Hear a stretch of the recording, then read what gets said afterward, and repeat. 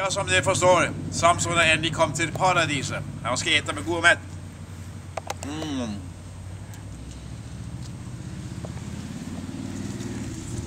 Det er muskel. Blodstemming.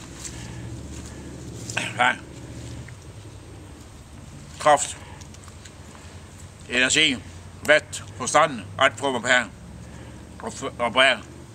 Ikke pisser og kæps og jævskap. Det må stå rigtige saker. Okay, forstår du? Ja. Ja, godt. Jeg har sett meg gå på apoteket. Jeg har sett på rullator. Holde seg frisk. Og naturens under. Alt som finnes i naturen kan man ete. Det er krav ved folket. Så her. Det er bungerbær.